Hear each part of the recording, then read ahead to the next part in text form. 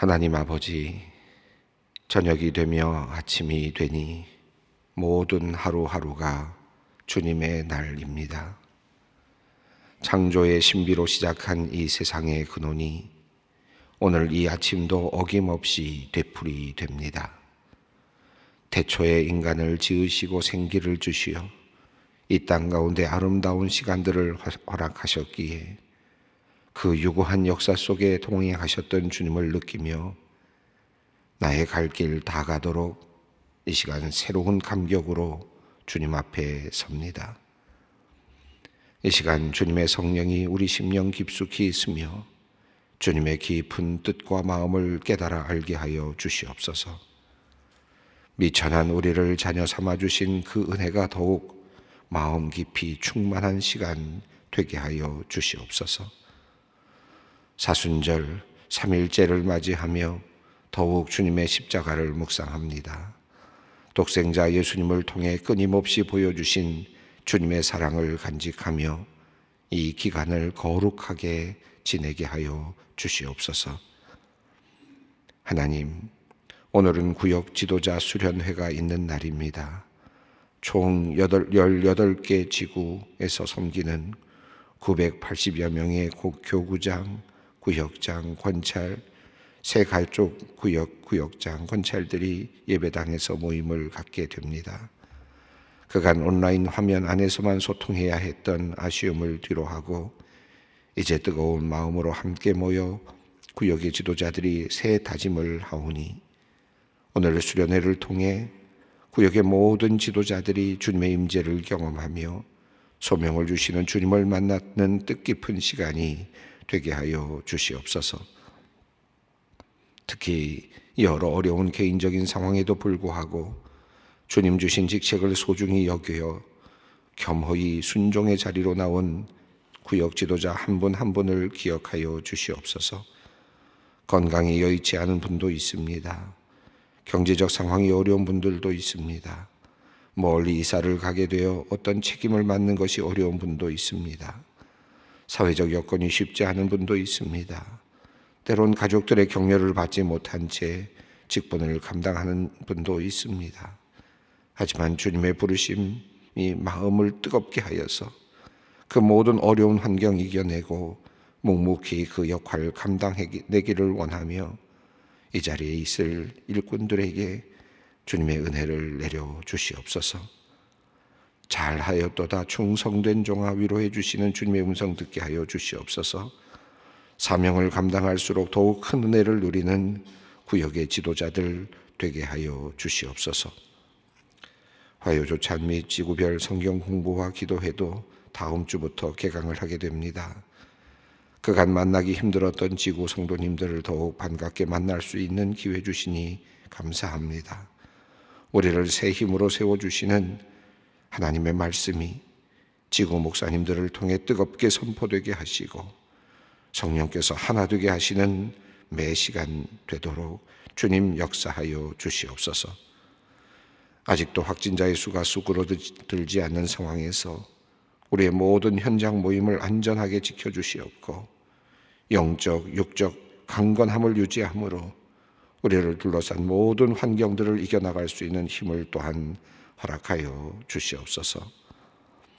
이제 이어지게 될 구역 예배에도 함께하여 주시기를 기도합니다. 한 동네에서 서로의 집에 초대해 함께 예배하고 그간 주님 주신 간증을 나누며 주님 사랑하는 이야기로 꽃피었던 그 시간들이 다시 회복되기를 간절히 원합니다. 그 누구도 소외되는 일 없이, 그 누구도 마음 상하는 일 없이 복잡한 마음 무장해제하고 영적 교제로 힘을 얻는 소중한 공동체들이 다시 살아나게 하여 주시옵소서. 지구 순회 예배 신방을 통해서도 각 구역이 다시 한번 다져지게 하여 주시기를 기도합니다. 그간 SNS를 통해서만 나누었던 긴밀한 기도 제목들을 함께 다시 감격스럽게 나누며 오랫동안 발길이 닿지 않았던 분들도 모두 하나가 되는 시간으로 이끌어 주시옵소서. 나만 힘들었던 것이 아니었음을 주님께서 내게 다가오고자 하실 때에 나의 이웃을 통해서도 말씀하신다는 것을 더욱 깊이 느끼게 되는 귀한 시간 되게 하여 주시옵소서. 무엇보다도 나눔과 교제가 풍성한 시간, 기도의 삼겹줄을 확인하는 시간이 되게 하여 주시옵소서. 하나님, 믿음으로 세우신 귀한 터전 우리나라를 위해 기도합니다. 임박한 대선을 앞두고 오늘부터 이틀간 사전투표가 시작됩니다. 간절히 바라옵나니 바로 지금 이 순간부터 모든 국민들에게 강력한 분별력을 주셔서 이 나라의 미래를 위하여 꼭 필요한 지도자가 누구인지 알아차릴 수 있게 하여 주시옵소서. 많은 거짓된 정보들로 오염된 선거 속에서 여러 겹 은폐되거나 과다하게 포장된 실체를 똑바로 직지할 수 있는 능력을 우리 국민들에게 허락해 주시옵소서. 주님, 정말 마음에 진실함이 있는 후보, 국민을 사랑하고 국가를 위기 속에서도 잘 지켜낼 수 있는 후보가 결정될 수 있도록 주님, 이 나라를 위하여 주님께서 역사하여 주시옵소서. 하나님께서 믿음 가운데 세워진 이 나라를 사랑하시는 줄 믿습니다. 이번 선거를 통하여 대한민국의 미래가 더욱 희망으로 나아가도록 주님 역사하여 주시옵소서. 하나님, 우크라이나를 지키기 위해 애쓰고 있는 우크라이나의 국민들을 위해 기도합니다. 원치 않았던 전쟁을 통해 수많은 이들이 죽어가고 있습니다. 하나님께서 연약한 백성들과 함께하여 주시고 하나님의 방법으로 우크라이나를 구하여 주시옵소서. 이번 러시아의 우크라이나 공격으로 약 400만 명의 난민이 발생할 것으로 유엔이 예상하고 있다고 합니다. 1차 평화회담 결렬 후 주요 도시에 대한 집중적인 공격과 민간인에 대한 무차별 폭격을 서슴지 않는 러시아의 거친 행보를 주님 멈춰 주시옵소서. 전쟁이라기보다 학살로 치닫고 있는 상황입니다. 인간의 욕심으로 도발된 이 비극의 자리에 하나님께서 개입하여 주셔서 불쌍한 백성들, 울고 있는 백성들, 두려워하는 백성들을 구원하여 주시옵소서. 이제 말씀 앞으로 나아갑니다. 오늘 말씀의 구절구절이 엘리야가 고통 중에 들었던 세미한 주님의 음성이 되어 이곳에 있는 모든 성도님들과 온라인을 통해 함께하는 모든 성도님들의 영혼에 깊숙이 전해지기를 원합니다. 성령께서 이 시간 역사하시고 함께하여 주시옵소서. 우리 주 예수 그리스도의 이름으로 기도드리옵나이다. 아멘. 오늘 본문 말씀은 사무엘하 10장 1절로 19절까지 말씀입니다. 사무엘하 10장 1절로부터 19절까지 좀 긴 구절인데요. 함께 봉독하도록 하겠습니다. 그 후에 암몬 자손의 왕이 죽고 그의 아들 하눈이 대신하여 왕이 되니 다윗이 이르되 내가 나하스의 아들 하눈에게 은총을 베풀되 그의 아버지가 내게 은총을 베푼 것 같이 하리라 하고 다윗이 그의 신하들을 보내 그의 아버지를 조상하라 하니라. 다윗의 신하들이 암몬 자손의 땅에 이르매 암몬 자손의 관리들이 그들의 주 하눈에게 말하되 왕은 다윗의 조상에게 당신에게 보낸 것이 왕의 아버지를 공경함인 줄로 여기시나이까. 다윗이 그의 신하들을 당신에게 보내 이 성을 엿보고 탐지하여 함락시키고자 함이 아니니까 하니 이에 하느니 다윗의 신하들을 잡아 그들의 수염 절반을 깎고 그들의 의복 중동 볼길까지 자르고 돌려보내매 사람들이 이 일을 다윗에게 알리니라. 그 사람들이 크게 부끄러워하므로 왕이 그들을 맞으러 보내 이르기를 너희는 수염이 자라나기까지 여리고에 머물다가 돌아오라 하니라. 암몬 자손들이 자기들이 다윗에게 미움이 된 줄 알고 암몬 자손들이 사람을 보내 벳르홉 아람 사람과 소바 아람 사람의 보병 2만 명과 마아가 왕과 그의 사람 1,000명과 돕 사람 12,000명을 고용한지라. 다윗이 듣고 요압과 용사의 온 무리를 보내며 암몬 자손은 나와서 성문 어귀에 진을 쳤고 소바와 르홉 아람 사람과 돕과 마아가 사람들은 따로 들에 있더라.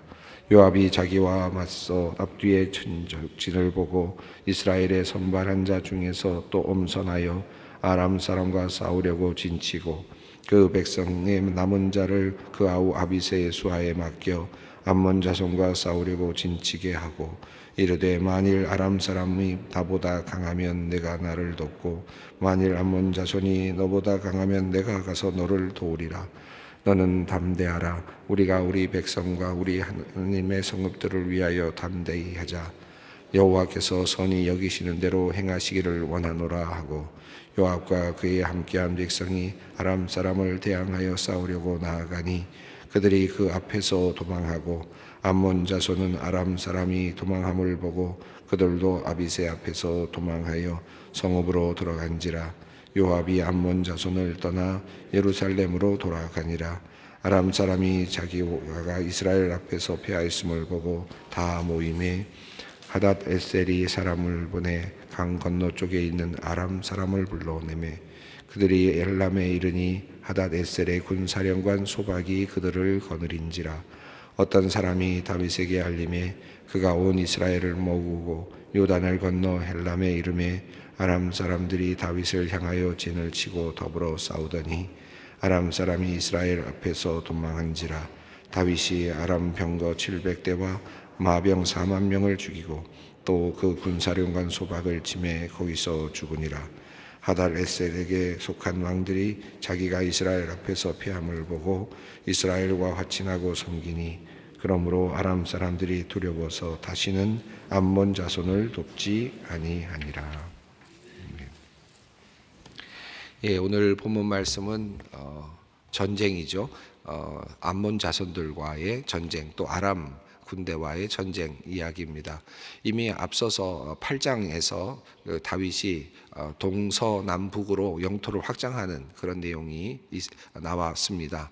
그래서 이미 큰 영토를 지금 가지고 있고 또 확장한 상태에서 왕국이 건설되고 있는 모습이 8장에 나왔는데 그리고 나서 이제 9장에서 또 무비보셋에 대한 이야기가 나오면서 또 화면이 안으로 이렇게 들어왔었습니다. 이제 다시 화면이 바깥으로 나가는 그런 하나의 화면 전환이라 그럴까요? 장면 전환이 오늘 10장 1절에 이제 나타나고 있습니다.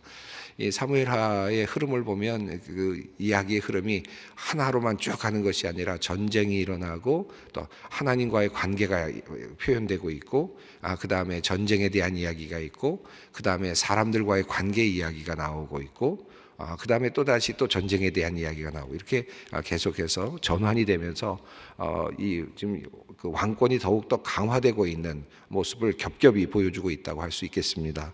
자, 오늘 본문 말씀도 사실은 8장에서 이미 모든 영토를 다 차지했다라는 말이 나오고 또 8장 11절을 보면 암몬 자손도 이미 또 종속을 시켰던 내용이 나오고 있어서 이것을 또 따로 빼서 하는 듯 하기도 하고 또 시간이 지나면서 또 다시 이제 그 느슨해지는 그 복종의 관계가 느슨해지고 지배의 관계가 느슨해질 때마다 하나님께서 다시 또 다윗과 함께 하시면서 그 영토를 잘 이렇게 지배하고 또 다스릴 수 있도록 해주셨다라고 하는 그런 의미로 오늘 본문이 또 따로 또 떨어져서 소개가 되고 있다고 할 수 있겠습니다.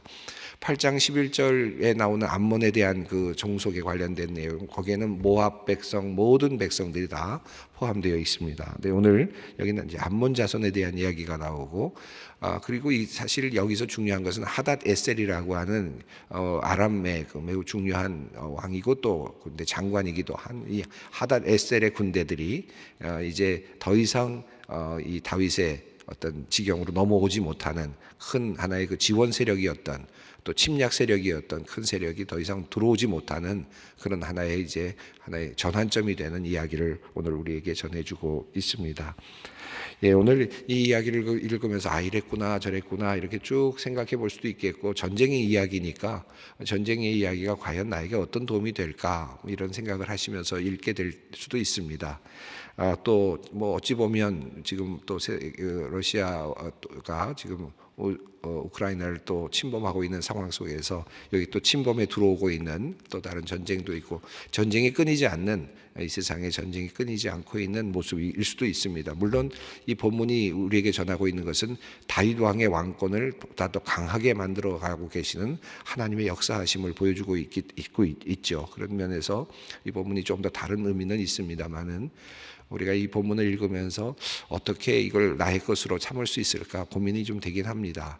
이렇게 생각하면서 오늘 본문을 읽으면 어떨까 먼저 제안을 드리고 싶습니다. 이렇게 전쟁에 대한 이야기 또 다윗과 관련된 이런 정복과 관련된 이야기를 읽으실 때 나의 영적인 전쟁으로 이것을 조금 더 치환해서 그래서 암몬 족속이라고 하는 것이 그냥 하나의 그 어떤 사람들이 나온 어떤 지역에 있는 어떤 사람들이라기보다는 끊임없이 나를 향해서 공격해 들어오고 호시탐탐 나를 노리고 있는 나를 무너뜨리기 위해서 하나님과 나와의 긴밀한 관계를 무너뜨리고자 하는 또는 하나님과 나와의 긴밀한 관계를 이루어서 지금 이루어가고 있는 아름다운 나라를 하나님의 나라를 계속해서 무너뜨리고자 하는 그런 어떤 세력으로 생각하면서 이 본문을 읽어 내려가면 또 영적으로 우리가 또 새로운 관점을 가지고 또 하나님께 기도할 수 있는 제목들을 찾을 수 있을 거라고 생각합니다. 이 구약의 말씀이기 때문에 뭐 역사로 보면 그냥 역사일 수도 있고요. 또 그냥 뭐 이야기일 수도 있습니다. 또 어떤 경우는 소설 같은 내용일 수도 있죠. 이것을 어떻게 보느냐에 따라서 어떤 사람에게는 그냥 소설일 수도 있습니다. 이것을 어떻게 보느냐에 따라서 어떤 사람들에게 그냥 역사일 수도 있죠. 그런데 우리는 이 역사를 통해서 함께 하시는 하나님, 다윗과 함께 하시는 하나님, 또 하나님께서 허락하신 그 왕국을 지켜내시는 하나님을 이제 보게 됩니다. 그런 관점에서 우리가 하나님께서 나에게 주신 그 땅을 지켜낼 수 있게 해주시는 하나님, 영적인 관계에서 또 그런 관점에서 본문을 여러분이 묵상하시고 또 읽어가시면 아마 도움이 되시겠다 생각을 합니다. 먼저 모두의 이 말씀을 드리는 것은 계속되는 전쟁의 이야기이기 때문에 이런 이름이 나오고 저런 이름이 나오는데 내가 이런 이름을 외워야 되나 이런 생각도 드실 분도 계시겠지만 이제 사람들의 이야기와 더불어서 하나님께서 이제 어떻게 이끌어 가시는지 오늘 본문이 우리에게 알려주고 있습니다. 자, 우선 1절 말씀을 읽습니다. 그 후에 암몬 자손의 왕이 죽고 그의 아들 한운이 대신하여 왕이 되니. 2절까지 읽겠습니다. 다윗이 이르되 내가 나하스의 아들 한운에게 은총을 베풀되 그의 아버지가 내게 은총을 베푼 것 같이 하리라 하고 다윗이 그의 신하들을 보내 그의 아버지를 조상하라 하니라. 다윗의 신하들이 암몬 자손의 땅에 이르매. 암몬 자손과의 그 전쟁은 사무엘상 11장이죠. 사무엘상 11장에 사울과의 관계에서 전쟁의 이야기가 나타납니다. 그래서 사울의 왕권이 이제 보다도 돈독해지고 확실해지는 그 전환점에 이 암몬 자손과의 전쟁이 있습니다. 그때 그 왕은 지금 죽은 왕 나하스라고 살 수 있겠습니다. 그러니까 나하스와의 전쟁이 그 사울 왕 때 이미 시작이 됐습니다. 그리고 그때 나하스가 암몬 자손을 데리고 사울을 치러 쳤을 때 너희들의 오른쪽 눈을 다 빼라 라고 하는 이제 그런 이제 길라디 아베스에 쳐들어와서 이제 그 오른쪽 눈을 빼라고 하는 이제 그런 아주 엄한 그런 이제 제안을 하죠. 그래서 며칠 동안 이제 시간을 벌지 않습니까? 그러다가 사울이 와서 돕게 되고 결국은 암몬 자손을 무찌르게 되는 이제 상황이 일어납니다. 그 첫 번째 전투 암몬과의 이제 전투이기도 하고 또 큰 하나의 이제 사울이 왕이 되게 되는 아주 큰 하나의 전환점이라고도 할 수 있겠습니다. 자, 그때 그 왕입니다. 사울 왕 때 사울 왕과 대결했던 그 나하스 왕입니다. 자, 그런 왕이 지금 암몬 왕이 죽었다라고 되어 있습니다. 암몬 자손의 왕이 죽었다. 여기서 나하스가 죽었다라는 말로 그렇게 이해할 수 있겠습니다. 자, 그런데 여기 보면 나하스의 아들 한온에게 내가 은총을 베풀겠다라고 말하면서 그의 아버지가 내게 은총을 베푼 것 같이 하리라. 이렇게 표현이 되어 있어요. 그렇다면은 지금 이 나하스와 다윗의 관계는 어떤 관계였는가 조금 혼란스럽긴 합니다. 그의 아버지가 내게 은총을 베풀었다는 말은 나하스가 다윗에게 은총을 베풀었다는 뜻이 아니겠습니까? 언제 다윗이 그런 나하스로부터 도움을 받았는가 하는 이제 그런 질문이 생겨날 수도 있습니다. 그래서 뭐 어떤 분들은 이 부분이 다윗이 도망을 다니던 사울을 피해서 도망 다닐 때 나하스가 도움을 준 것 아닌가라고 추측을 하기도 하지만 성경에는 그런 내용이 없거든요. 그래서 여기서 어떤 은총인가에 대해서 조금 더 의문을 갖기도 합니다. 또 많은 분들은 암몬 자손을 이미 8장 11절에서 종속시켰다라고 하는 내용이 나오는 것으로 봐서 다윗과 이미 나하스간의 관계에서 이미 하나의 복종 관계가 하나의 형성이 되었다라고 보고 다윗이 이미 나하스를 정벌하고 나하스 왕을 이제 종속시켰다라고 보고 그로부터 어떤 좋은 관계를 이미 맺고 있었다라고 그렇게 이해할 수 있지 않을까 그렇게 해석하기도 합니다.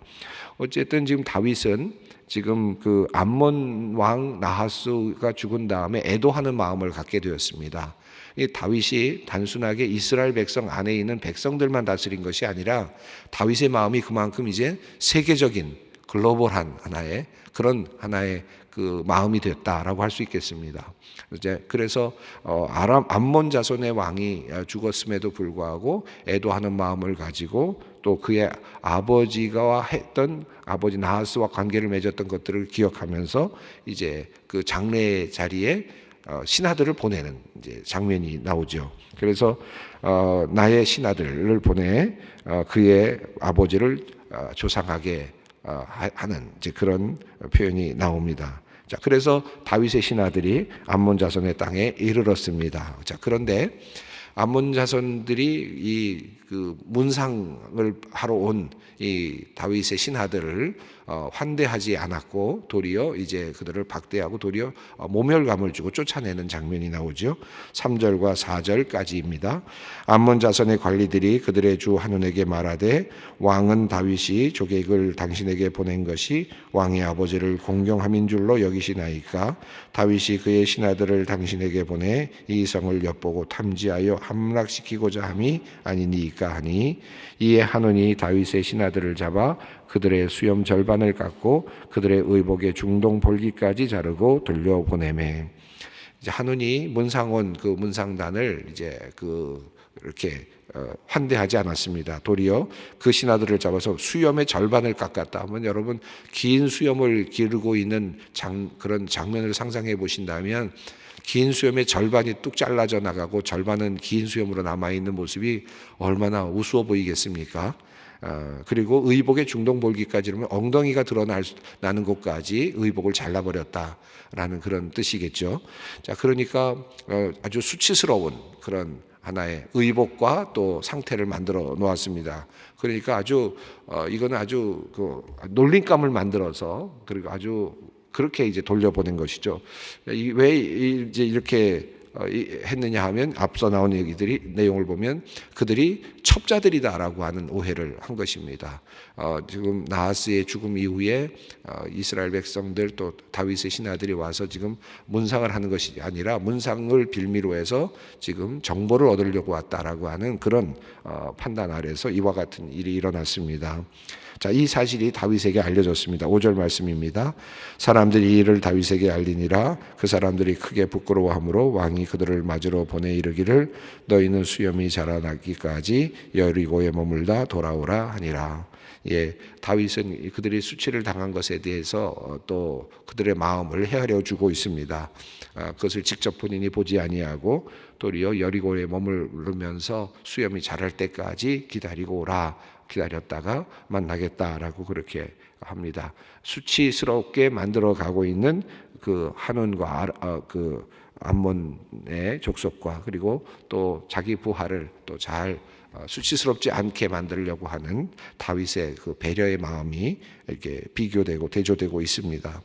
자, 그리고 나니까 스스로 이미 이제 이 암몬 자손이 이제 스스로 전쟁을 준비하는 거죠. 이미 그렇게 돌려보냈을 때 이미 이제 이스라엘과의 전쟁이 일어날 가능성이 있다라고 보여졌을 것입니다. 왜 이런 분쟁을 만들었는지는 알 수가 없지만 암몬 자손들이 이제 전쟁을 준비합니다.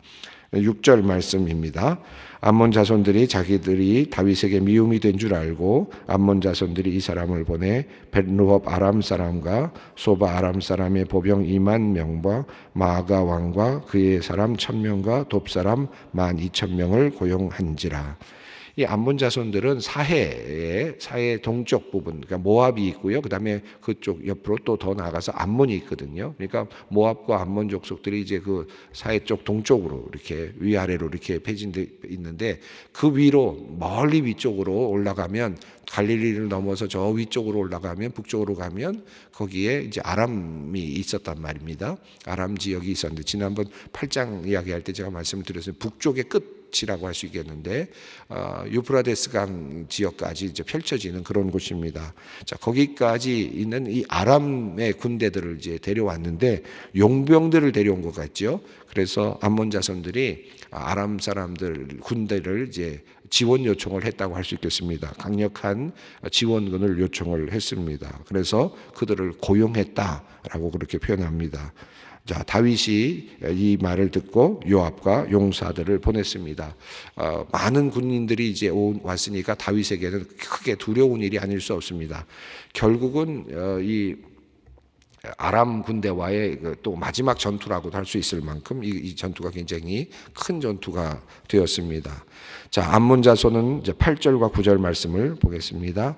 암몬 자손은 나와서 성문 어귀에 진을 쳤고 소바하루 아람 사람과 돕과 마아가 사람은 따로 들에 있더라. 요압이 자기와 맞서 앞뒤에 친 적진을 보고 이스라엘의 선발한 자 중에서 또 엄선하여 아람 사람과 싸우려고 진치고. 자, 10절까지 읽습니다. 그 백성의 남은 자를 그 아우 아비새의 수하에 맡겨 암몬 자손과 싸우려고 진치게 하고. 여기 보면 암몬 자손이 두 개의 큰 그룹으로 나누어서 한쪽은 드러나는 곳에 진을 치고 한쪽은 따로 들에 숨어 있었던 것 같습니다. 그런데 요압의 군대가 그 사이에 이제 걸려들은 그런 모습입니다. 그래서 양쪽으로 지금 양면으로 지금 공격을 당하게 되는, 포위당해서 당하게 되는 그런 상황이 되었는데, 한쪽은 아람 군대, 한쪽은 이제 그 암몬 자손의 군대가 있었던 거죠. 그래서 지금 요압과 아비새가 서로 나눕니다. 용맹한 군사들을 한쪽으로 모아서 아람을 치게 하고, 그리고 또 나머지 군사들은 아비새가 이제 암몬 자손과 대적하려고 하는데, 13절 14절을 보면 그 결과가 나오는데, 결국은 요압이 달려나갈 때 아람 군대들이 그냥 도망을 가버립니다. 그리고 암몬 자손도 결국은 바로 또 도망을 가게 되었습니다. 결국 15절 말씀을 읽겠습니다. 아람 사람이 자기가 이스라엘 앞에서 패하였음을 보고 다 모임에, 결국은 이제 실패를 한 것이죠.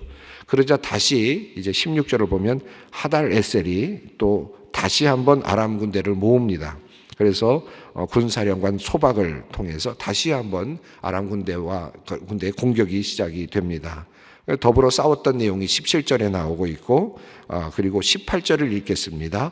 아람 사람이 이스라엘 앞에서 도망한지라 다윗이 아람 병거 700대와 마병 4만 명을 죽이고 또 그 군사령관 소박을 치매 거기서 죽으니라.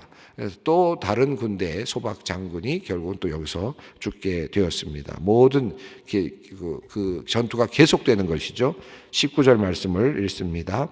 하닷에셀에게 속한 왕들이 자기가 이스라엘 앞에서 패함을 보고 이스라엘과 같이 나고 섬기니 그러므로 아람 사람들이 두려워하여 다시는 암몬 자손을 돕지 아니하니라. 예, 여기 보면 암몬과 그 아람이라고 하는 이 큰 암몬이라는 족속은 좀 작은 족속이지만 아람이라고 하는 나라는 큰 족속인데, 그 나라 큰 강대한 그 나라의 도움을 받으면서 암몬 족속이 계속해서 힘을 발휘하고 있었던 상황 속에서 이제 암몬 족속과의 아람 군대와의 관계를 끊어내는, 그래서 더 이상 강력한 힘이 더 이상 그 내륙 쪽으로 들어오지 못하도록 하는 그런 결과를 얻게 되었습니다. 결국 암몬 자손도 이젠 종속이 완전히 되게 되었고, 또 그 지역이 이제 다윗의 휘 아래서 이제 다스려지게 되었다. 더 이상 이제 아람 군대는, 하닷 에셀의 군대는 더 이상 영향을 미치지 못하는 그런 상태가 되었다라고 하는 내용입니다. 앞서 제가 말씀드렸습니다마는 이 전쟁의 이야기가 나에게 어떤 의미일까? 한번 전쟁이 끝나고 다 물리쳤는데도 또 다시 모아서 또 다시 내려오는 하닷 에셀의 군대들, 이를 생각해 보면 하나님이 영적인 전쟁이 나의 삶에 있어서 전쟁이 한 번에 끝나지 않고, 또 여기 보면 숫자가 굉장히 많습니다. 많은 숫자의 군대들이 내려오는 모습을 보는데, 또 우겨쌈을 당하는, 양쪽으로 포위돼서 들어오는 군대들을 보게 됩니다. 그런 모습 속에서 내가 영적인 전투를 어떻게 해야 될 것인가 한번 또 깊이 묵상해보는 그런 귀한 말씀이 되기를 바랍니다. 함께 기도의 자리로 나아가겠습니다. 하늘에 계신 우리 아버지, 아버지의 이름을 거룩하게 하시며 아버지의 나라가 오게 하시며 아버지의 뜻이 하늘에서와 같이 땅에서도 이루어지게 하소서. 오늘 우리에게 일용할 양식을 주시고 우리가 우리에게 잘못한 사람을 용서하여 준 것 같이 우리 죄를 용서하여 주시고 우리를 시험에 빠지지 않게 하시고 악에서 구하소서. 나라와 권능과 영광이 영원히 아버지의 것입니다. 아멘.